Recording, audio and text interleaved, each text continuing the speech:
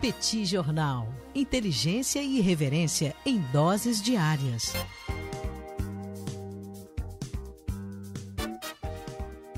Olá, gente. Bem-vindos ao Bate-Papo do Petit Jornal, esse encontro semanal entre eu, Daniel Souza, e Tanguy, o Bagdadi, encontro onde nós repercutimos um pouco os acontecimentos da economia, da política internacional. Tudo bem, Tanguy? Tudo tranquilo? Tudo calmo por aí? Tudo bem, Daniel. Tudo tranquilo, tudo ótimo. E você, como vai você? Eu estou bem. Hoje fomos vacinados, isso dá sempre um calorzinho no coração, né? Esperamos que todo mundo seja vacinado logo. Eu sei que muitos dos nossos ouvintes já foram, né? Muitos estão para ser ainda. É uma baita sensação, né, Daniel? Complicado assim, a espera é complicada, mas que bom que chegou, enfim. Torcemos para que avance ainda mais. Daniel, vamos começar a pauta? Vamos começar a falar do que está acontecendo por esse mundão de meu Deus? Olha, as pessoas estão pedindo Biden e Putin, Tanguy. Eu acho que a gente tem que começar por isso. Eu acho que foi um encontro maravilhoso, foi um encontro caloroso, e eu tenho certeza que você vai descrever isso magnificamente para nós. Daniel, só uma correção, não são as pessoas que estão pedindo isso. Quem está pedindo isso é o meu amigo Fernando Paiva, da gloriosíssima cidade de Capinópolis, Minas Gerais. Eu tenho certeza que é um lugar que você tem muita vontade de conhecer. Algum dia ir lá tomar um cafezinho com o senhor Fernando Paiva. Minas é então, café vou bom, comentar comida aqui boa. Minas não tem erro. Isso. Pois é.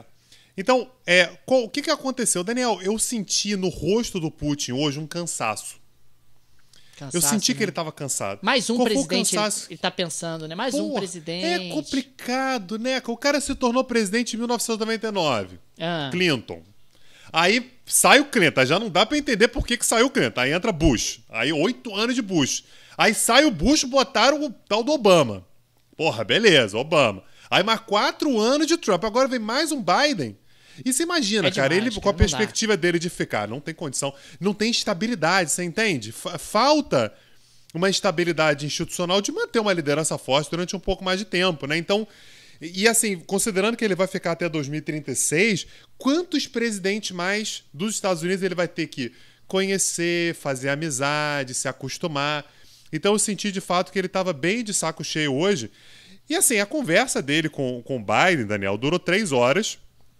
E os dois fizeram questão de falar que é o seguinte, não foi amizade, amiguinho, vamos bater papo, foi uma reunião profissional em que Joe Biden botou o Putin contra a parede. A pergunta que ele fez foi bastante direta, é o seguinte, você gostaria que fizessem ataques hackers contra a Rússia e que mexessem diretamente na rede de gasodutos ou de oleodutos da Rússia? Porque foi isso que aconteceu, né? A gente comentou sobre isso aqui na semana passada, inclusive você fez uma coluna sobre isso, né? Sobre um ataque hacker que parou uma parte significativa dos oleodutos nos Estados Unidos, né? Que foi a Colonial Pipeline, e tudo leva a crer que foram de fato hackers russos. Então, o que o Biden disse você não gostaria que acontecesse com você? E eu achei ligeiramente ameaçador, sabe, Daniel? Foi um negócio meio assim, se você continuar, sei lá o que eu vou fazer contigo também, você depende de gasoduto, de oleoduto, sem isso sua economia também não avança. E aí, o que eu achei mais engraçado, Daniel, foi que o Biden disse pro Putin o seguinte, a gente vai se sacanear, a gente se sacaneia. Vai atacar um outro, a gente se ataca, mas tem que ser, Daniel, na amizade. Tem que ser na moral. Então, o que o Biden falou? Tem determinadas áreas que não podem ser atacadas. Então ele listou para o Putin 16 áreas que não poderiam ser atacadas. Não deixou claro o que não falou para a imprensa, mas que tem 16 estruturas que não poderiam ser atacadas, mesmo na pior das hipóteses. Então eu achei simpático da parte do Biden, né? Tipo, a gente vai se atacar, a gente se odeia mesmo, eu odeio você, você me odeia, mas tem determinadas coisas aí limites que a gente não deveria ultrapassar, inclusive listou, mas não falou para a imprensa. Eu queria saber o que você acha da ideia do Biden de se odiar com galhardia. Olha, eu acho que é justo, eu acho que é honesto, eu acho que é educado. Porque, puxa, se você delimita de forma antecipada quais são os pontos, fica tudo mais fácil, Tanguy. A gente aqui, por exemplo, nós temos aqui um pacto de não agressão. Sabemos muito um do outro. Sabemos que funciona, né, cara? Funciona. Por que os Estados Unidos e Rússia não podem fazer a mesma coisa? Olha, não pode tocar nesse ponto aqui, não pode tocar nesse outro ponto. No resto a gente se agride. No resto é tapa na cara, dedo no olho, pode fazer o que quiser. Mas nesses pontos aqui não. Achei civilizado, achei moderno, achei educado, gostei. Pois é. E aí, Daniel, assim, normalmente quando acaba uma reunião como essa, por pior que seja o clima, você faz uma coletiva conjunta, né? Nem isso teve, Daniel. Os dois deram coletiva separadamente. E aí o Putin também botou a boca no trombone, Daniel. Ele falou que Black Lives Matter é zona, arruaça, e que beleza isso acontecer nos Estados Unidos, mas na Rússia isso não ia acontecer. Imagina, Black Lives Matter ficar fazendo passeata pra pedir fim de violência policial, não vai acontecer. Putin e tem mais, Daniel, peraí. Putin é homem de ordem. Que aí você ordem. Pois é. E aí o que ele disse é injusto que só porque os rapazes entraram lá no Capitólio em janeiro desse ano para defender o meu amigo Donald Trump, esse povo seja preso. O nome disso é o quê? Ditadura. O que ele disse é, nos Estados Unidos existe uma ditadura porque 400 pessoas vão para frente do Capitólio para pedir para serem ouvidas e são presas? Isso é o quê, Daniel? Perseguição política. Olha aí. Então o Putin provou por A mais B que na Rússia tem democracia, mas nos Estados Unidos está instaurado um regime liderado por Joe Biden, o ditador norte-americano. Lembrando sempre que Vladimir Putin, o Vlad Putin, para os íntimos, né, Tanque? A gente é íntimo de Vlad Putin. Há muito tempo já, né? É, há muito tempo que a gente fala sobre ele.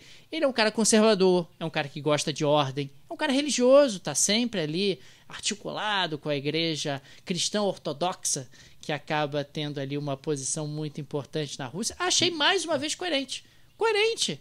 Ele gosta de ordem. A arruaça não é com ele. Não é com ele. Então, os Estados Unidos estão se tornando um país de arruaça. Os Estados Unidos estão se tornando um país ditatorial. Achei que o Putin jogou várias verdades na cara do Biden. E o Biden não gostou. É isso.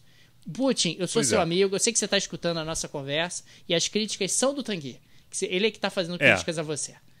Isso. Daniel, sempre amarelando, é complicado, difícil. Mas aí, Daniel, só pra gente deixar como agenda, né? Assim, o que ficou como agenda pro futuro.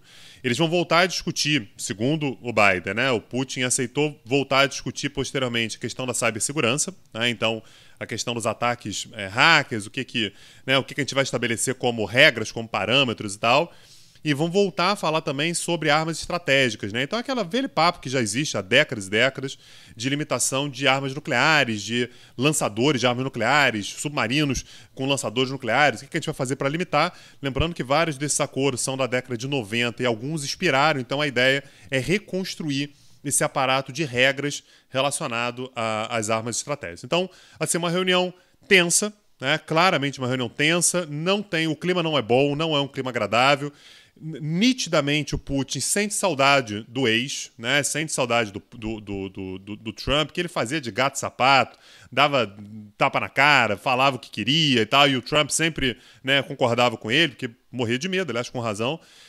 Então, não foi uma reunião exatamente das mais agradáveis entre Putin e Biden, nessa que aconteceu em Genebra.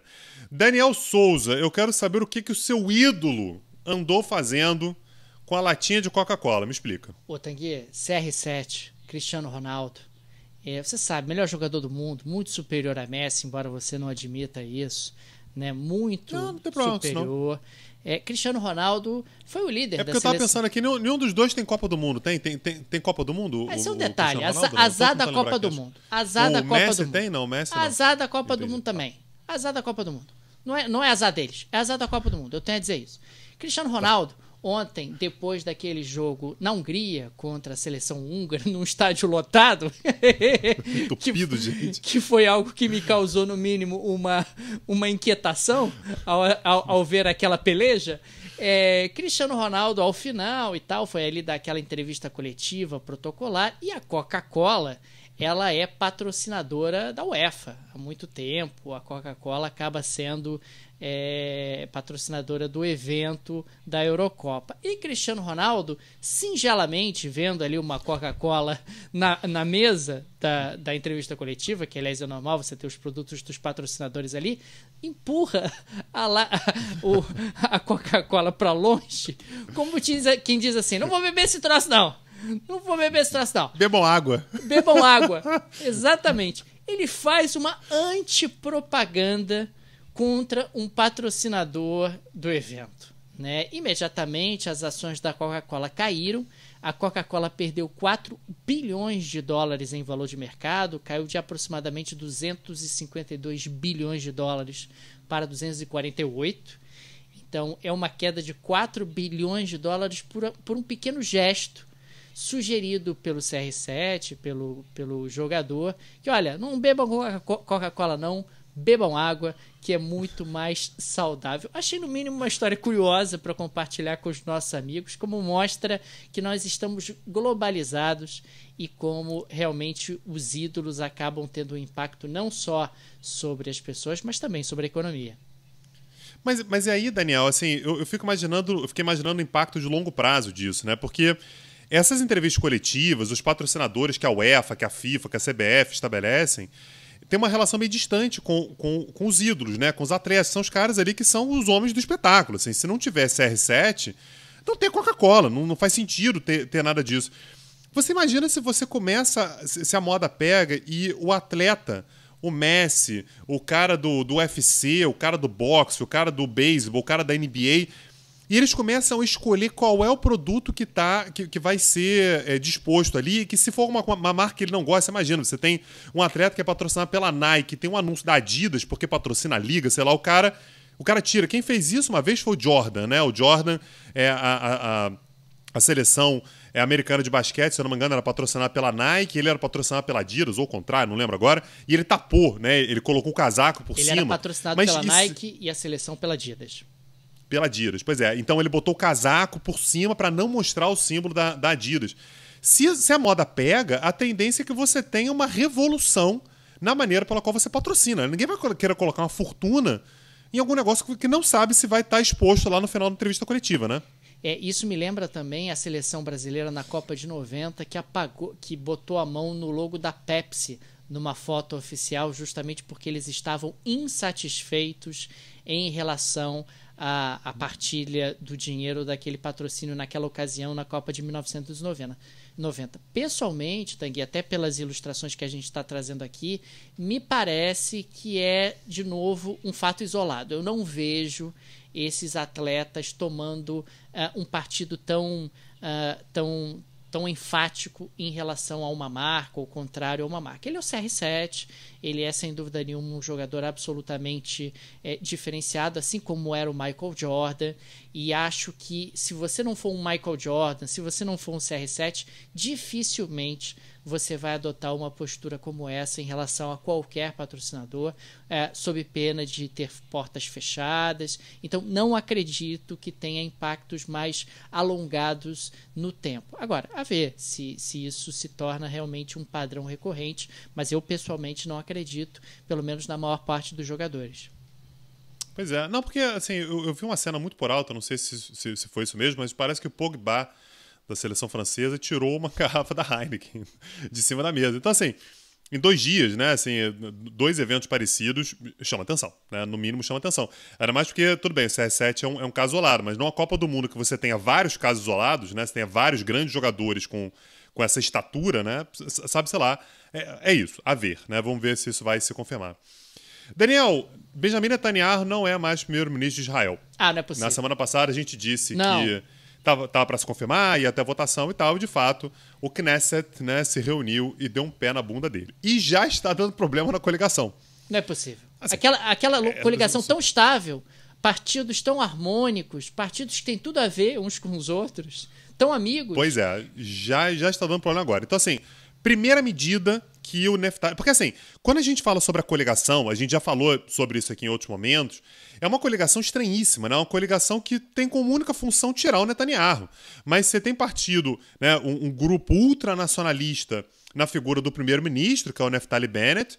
Você tem uma base de sustentação que é do centro, você tem partidos muçulmanos pela primeira vez na história de Israel, um partido muçulmano, ou partido muçulmano, né, que é o Ra'am, faz parte da coligação. Você tem partido de esquerda. Todos eles só queriam tirar o Netanyahu. E, naturalmente, você tem uma disputa de poder dentro da própria coligação. Então, o que vai acontecer é que uma das primeiras medidas que foram tomadas pelo primeiro-ministro, Naftali Bennett, foi exatamente que ele autorizou uma marcha nacionalista israelense para circular por bairros de Jerusalém de maioria árabe, numa clara provocação e uma clara tentativa de fortalecer a sua base do governo. E aí, isso gerou insatisfação entre os árabes que estão no governo agora, isso gera insatisfação entre grupos da esquerda, que também estão na coligação, e isso gera insatisfação nos palestinos.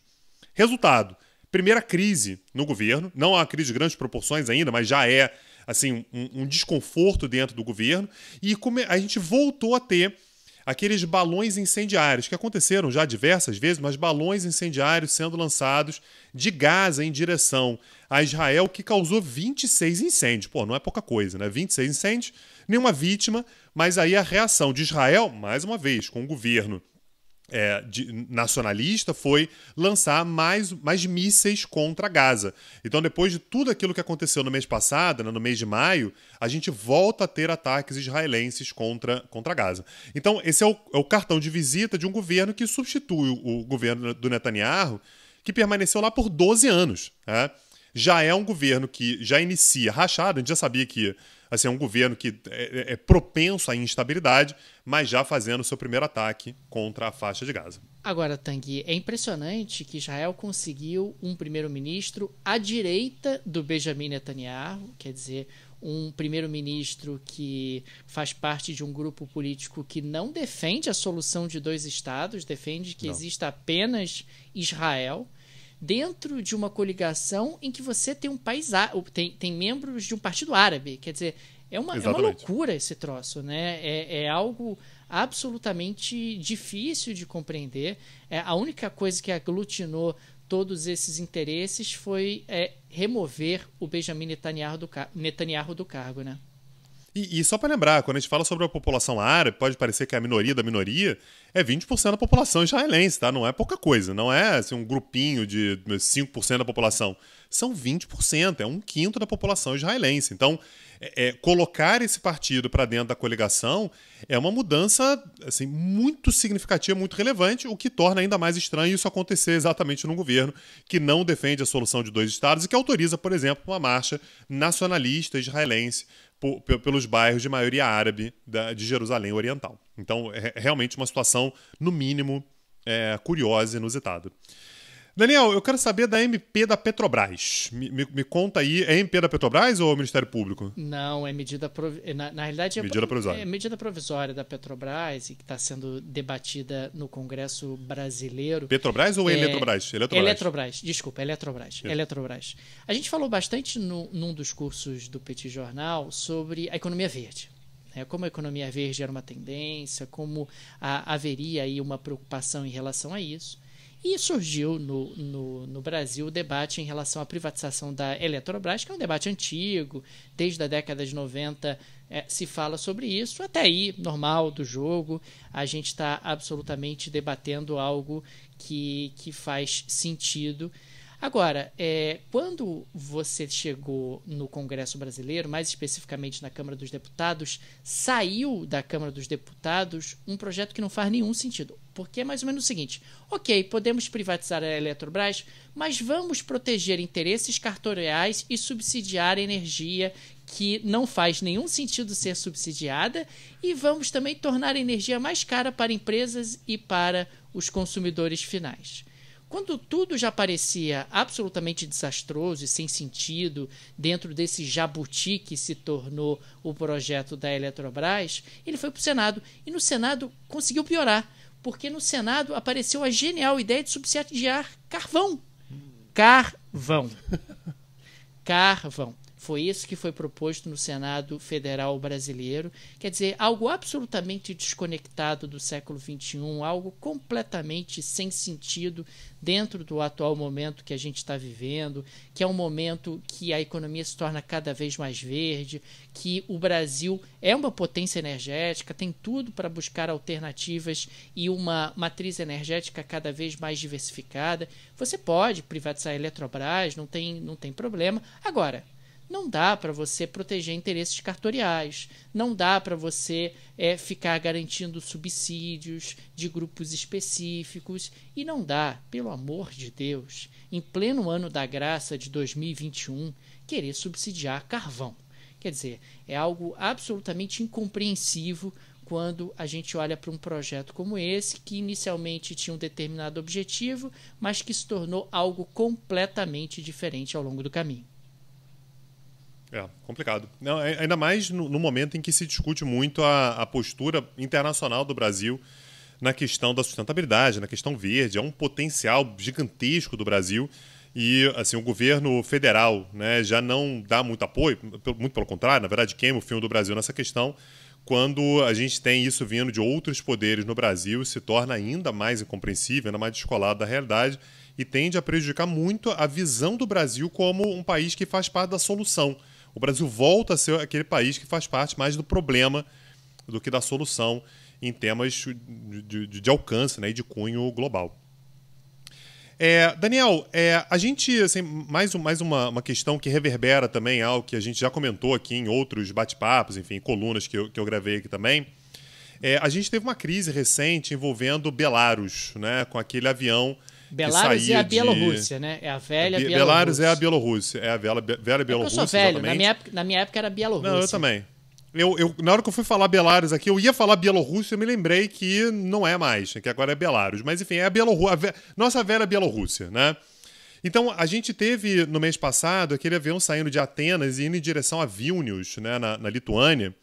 E, portanto, passando pelo espaço aéreo de Belarus, quase que de novo a Bielorrússia.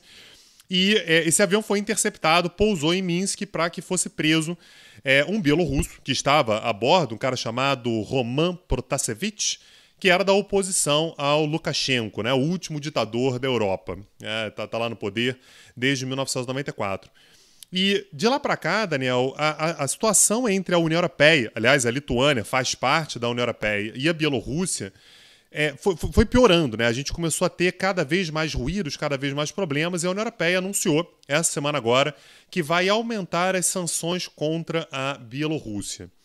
É uma guerra velada, então essas sanções elas atingem principalmente integrantes do governo do Lukashenko, e há acusações, Daniel, é difícil saber se é isso mesmo e tal, mas a Lituânia está dizendo que o governo Lukashenko está pegando migrantes, então tanto da Bielorrússia quanto de outros países que queiram entrar na União Europeia, e está dando um jeito de, com o exército da Bielorrússia, jogar as pessoas para dentro do território lituano. Então, assim, dá um jeito dessa pessoa passar a fronteira. Isso é uma ameaça antiga que o Lukashenko já fez, ele já fez de forma pública, de dizer que se vocês começarem a implicar com a gente vai encher o território da União Europeia de migrantes e drogas. Então, no meio dessa crise toda, é provável, é possível que a questão da ameaça de colocar migrantes para dentro da União Europeia esteja sendo levada a cabo e a União Europeia colocou essas sanções pela questão do voo, mas também pelas tensões ali na fronteira. E como a gente sabe, aí volta à cena o nosso ator, né, de sempre, quando você arruma briga com a Bielorrússia, você arruma briga com o Putin. Então, a situação envolvendo o Putin nesse momento é uma situação de muita tensão diante da União Europeia, dos Estados Unidos, da OTAN. A gente tem que ver como é que vai ficar. Lembrando que, a gente já comentou isso aqui, essa galera toda vai embora, tá? Assim, o presidente da Lituânia vai mudar, a Merkel vai embora daqui a algumas semanas, a Merkel já foi embora, Macron vai embora, né? O Biden também, daqui a pouco não tá mais lá, e o Putin segue lá firme e forte, e mais do que o Putin, né? O Lukashenko, presidente da Bielorrússia, está lá desde 1994. Ele é o cara que bate nas costas do Putin e fala: meu menino, você tem muito a aprender. Lembrando que ele tem 5 anos a mais de governo do que o Vladimir Putin. Impressionante. Impressionante, ainda mais pensando que a Bielorrússia está ali no continente europeu, com fronteira, como você bem colocou, em relação à União Europeia. e literalmente o ditador de Belarus, não da Bielorrússia, de Belarus, está literalmente ameaçando a União Europeia e de maneira baixa, né? Quer dizer, tentando jogar com a vida de pessoas e eventualmente com drogas e afins. Daniel, vamos lá. A parte fixa aqui do bate-papo tem que ter, obrigatória, cota. É cota, tem que ter, não tem jeito, não tem como ficar. Me conta o que fizeram com os juros, Daniel. Dessa vez aumentaram ou diminuíram? Vai, conta pra gente. Tá todo mundo querendo saber. Tanguy, todo mundo sabe. Eu fiz até um pequeno carrossel no Instagram do Petit. A gente tem feito agora, né? Os Petit Pills. E lá eu havia colocado que novas altas da taxa de juros iriam acontecer, Tanguy. Se você tivesse visto o Petit Pills, você não estaria me fazendo essa pergunta. Mas, enfim, a taxa de juros foi aumentada. Daniel, eu não só vi, eu salvei e compartilhei com pessoas, que, aliás, é a recomendação mínimo, né? que eu dou para todo mundo. Salvar e compartilhar. É o mínimo que eu espero de você. Mas naquela oportunidade eu tinha colocado que novas altas da taxa de juros iam acontecer e hoje aconteceu mais uma de 0,75%. O Brasil está com uma inflação em 12 meses girando acima de 8%. Não tem muito jeito. Você tem que adotar aí mecanismos para tentar levar a inflação para convergir para patamares mais baixos. Uma inflação alta afeta os mais pobres, é extremamente nociva também para a popularidade dos diferentes governos, e a alta da taxa de juros continua e deverá continuar ao longo dos próximos tempos. Muito provavelmente a gente chegará ao final do ano com uma Selic acima de 6% em função de sucessivas altas que vão acontecer. Hoje também foi um dia importante nos Estados Unidos. O Fed anunciou que a taxa de juros, veja você, talvez ela suba em 2023. Em 2023, a taxa de juros sobe nos Estados Unidos. E, além disso, o Fed disse que vai continuar com quantitative easing por mais algum tempo, essa injeção de dinheiro na veia da economia americana, enquanto os dados de emprego e de inflação ainda não modificarem a opinião do Federal Reserve, do Banco Central dos Estados Unidos. Então, Tanguy, é basicamente isso. Juro nos Estados Unidos vai começar a subir em 2023, segundo o Fed, na atual previsão, e juro no Brasil subindo sistematicamente. Aliás, esse é um dos aspectos que ajuda a explicar por que o dólar vem baixando ao longo das últimas semanas. Mais juro no Brasil, menos juro lá fora. É claro que isso acaba trazendo dólares para o Brasil e derrubando um pouco a cotação da moeda americana. Agora, Daniel, você está aí falando de Estados Unidos. Ninguém quer saber de Estados Unidos, né, Daniel? A verdade é essa. Ninguém quer saber de Estados Unidos. Não tem graça. As pessoas querem saber, Daniel, de América do Sul. Ah, gosto. Gosto muito de América do Sul. E se as pessoas quiserem...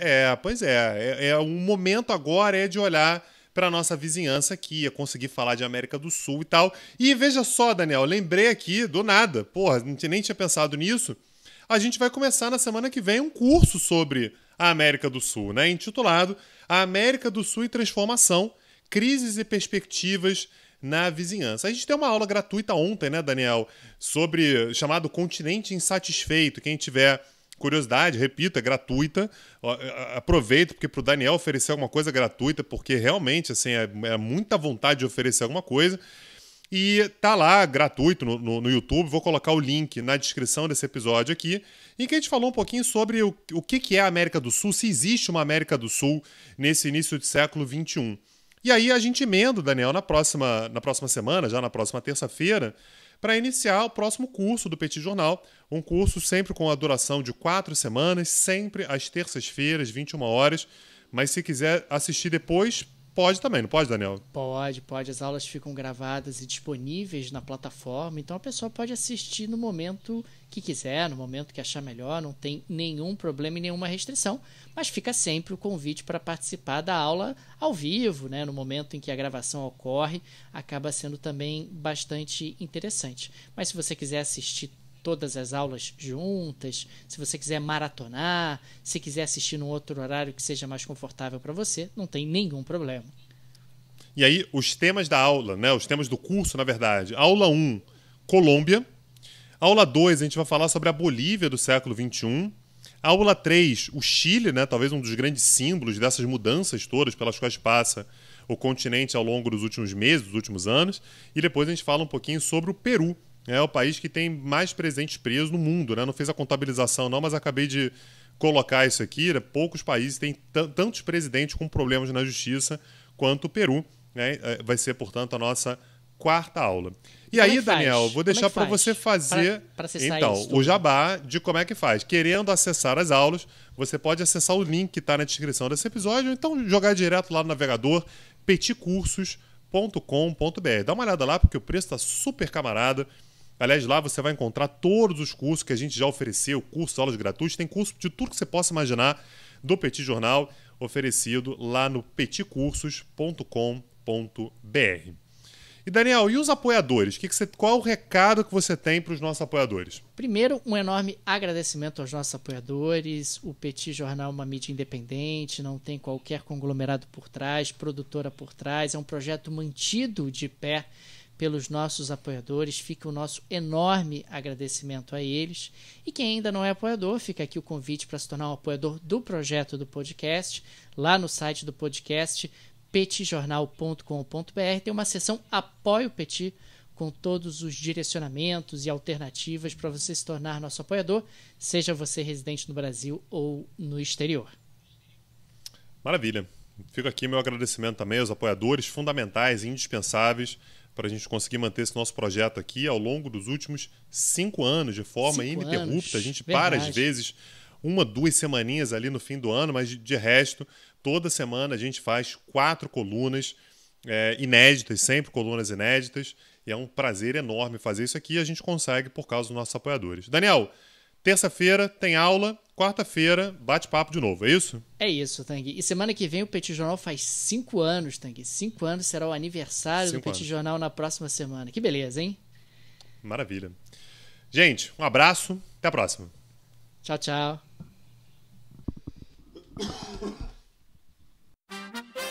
Petit Jornal. Inteligência e irreverência em doses diárias.